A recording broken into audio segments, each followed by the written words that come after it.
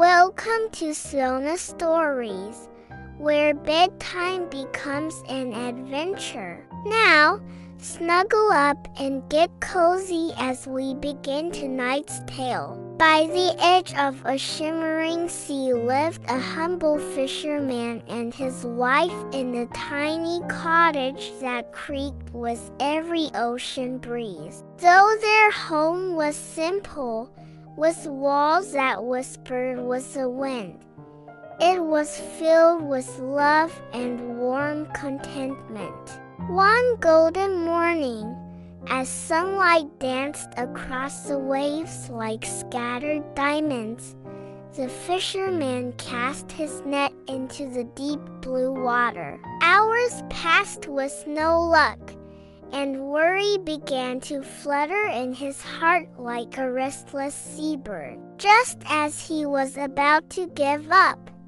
he felt a tremendous tug on his line.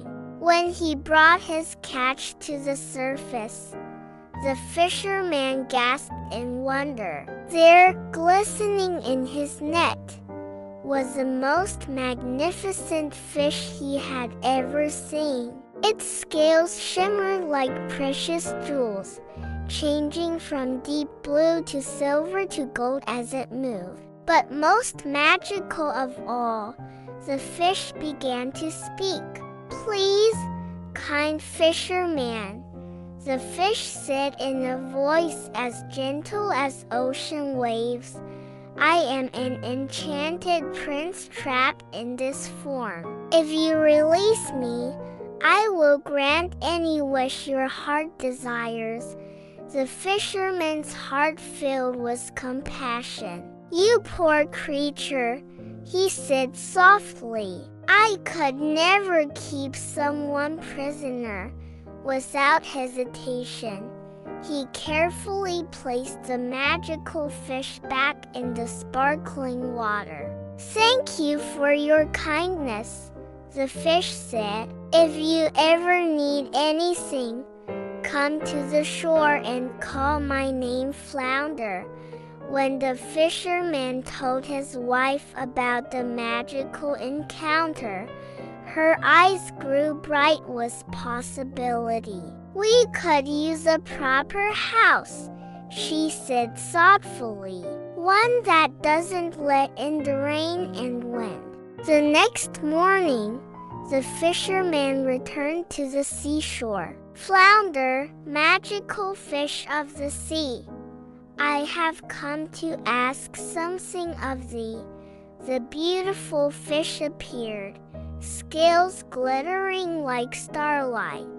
"Your kindness deserves a reward," Flounder replied. "Return home, and you will find what you seek."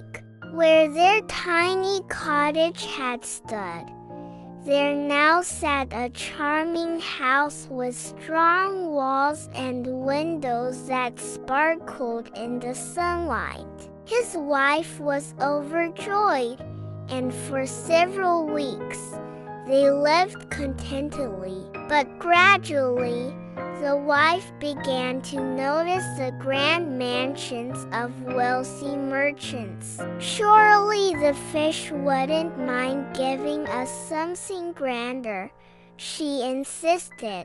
Reluctantly, the fisherman returned to ask for a mansion. Flounder granted this wish too, though its voice seemed less warm than before. The enormous mansion delighted his wife, but even this couldn't satisfy her for long. "I want to be a queen with a real palace," she announced. The fisherman's heart grew heavy, but he returned to the darkening sea.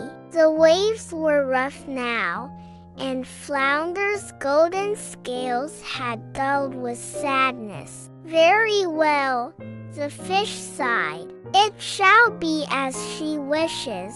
The fisherman found himself before a magnificent palace, his wife sitting on a golden throne wearing a jeweled crown. But ruling proved exhausting, and soon she demanded something even greater. "I want to be queen of the sea itself," she declared, "to command all sea creatures and control the ocean."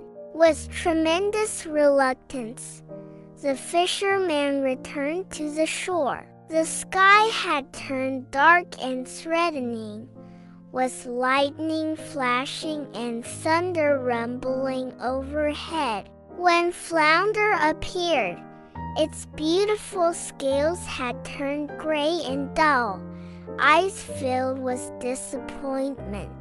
"Your wife's greed has no limits," the fish said sadly.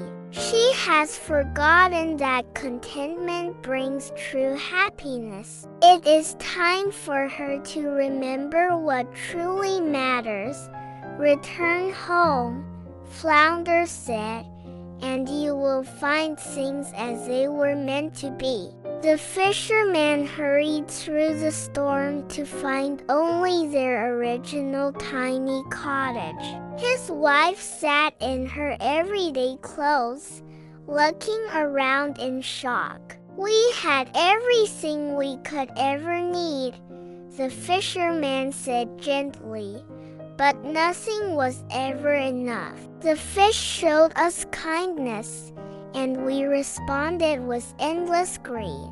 As his wife looked into her husband's disappointed eyes, understanding dawned like sunrise after a long night. "I suppose our old cottage isn't really so bad," she said quietly. "At least we have each other." The fisherman smiled and took her hand. "That's all we ever truly needed." From that day forward, they lived contentedly in their simple cottage. Sometimes the fisherman would see Flounder swimming in the distance, and the magical fish would nod kindly. They both understood that the time for wishes had passed. They learned something far more valuable than any treasure, that happiness comes not from having everything we want, but from wanting what we have. Their little cottage filled with love proved more precious than any palace. This gentle tale reminds us that the most magical thing of all is learning to say "this is enough" and feeling truly grateful for the blessings already twinkling in our lives. Sweet dreams, little ones, and remember that the greatest treasures are often the ones we already hold close to our hearts.